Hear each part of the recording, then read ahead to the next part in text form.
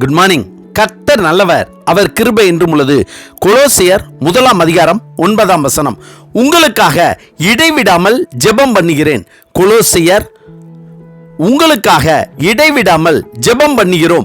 கொலோசியர் 1:9. ஆண்டவராய் இயேசு கிறிஸ்துவின் பிள்ளைகளாகிய நாம் ஒருவரை ஒருவர் சந்திக்கும் போது, அல்லது நம்மை விட வயதில் மூத்தவர்களையும், போதகர்கள், அப்போஸ்தலர்கள், தீர்க்கதரிசிகள் மற்றும் கர்த்தருடைய ஊழியர்களை சந்திக்கும் போதும் எங்களுக்காக ஜெபித்துக் கொள்ளுங்கள் என்றும் நாங்கள் உங்களுக்காக ஜெபிக்கிறோம் என்றும் சொல்வது வழக்கம். அதேபோல் அனுதினமும் நாமும் நம்முடைய பிள்ளைகளுக்காகவும், குடும்பத்தினருக்காகவும், உறவினர்களுக்காகவும், நண்பர்களுக்காகவும் ஜெபிப்பது வழக்கம். அப்படித்தான் அப்போஸ்தலனாகிய பவுல் கொலோசியர் பட்டணத்தில் கிறிஸ்துவுக்குள் பரிசுத்தவான்களுக்கும் விசுவாசிகளுமாய் இருக்கிற சகோதரர்களுக்கு சொல்கிறார், நாங்கள் உங்களுக்காக இடைவிடாமல் ஜெபம் பண்ணுகிறோம் என்று.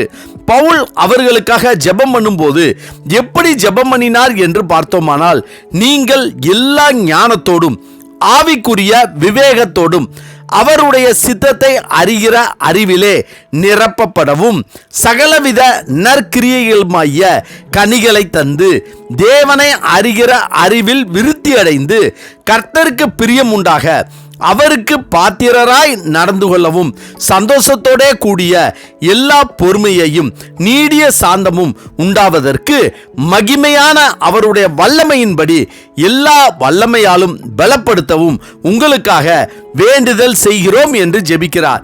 நாம் பரிசுத்த வேதாகமத்தின் மூலமாக எப்படி ஜெபிக்க வேண்டும், எதற்காக ஜெபிக்க வேண்டும் என்று கற்றிருந்தாலும், ஆண்டவராய் இயேசு கிறிஸ்துவே எப்படி ஜெபிக்க வேண்டும் என்று நமக்கு கற்றுக் கொடுத்திருந்தாலும், பவுல் கர்த்தருடைய பிள்ளைகளுக்காக ஜெபித்த ஜெபத்தை போல நாம் விரும்புகிறவர்கள், அன்பு செலுத்துகிறவர்கள் மற்றும் நம்முடைய பிள்ளைகளும் எல்லா ஞானத்தோடும் ஆவிக்குரிய விவேகத்தோடும் அவருடைய சித்தத்தை அறிகிற அறிவில் நிரம்பி சகலவித நற்கிரியைகளோடும் தேவனை அறிகிற அறிவில் வளர்ந்து கர்த்தருக்கு பிரியமாய் நடந்து கொண்டு சந்தோஷத்தோடு பொறுமையும் நீடிய சாந்தமாய் அவருடைய வல்லமையில் வளரும்படியாகவும் வல்லமையில் பலப்படும்படியாகவும் அனுதினமும் ஜெபிப்போம்.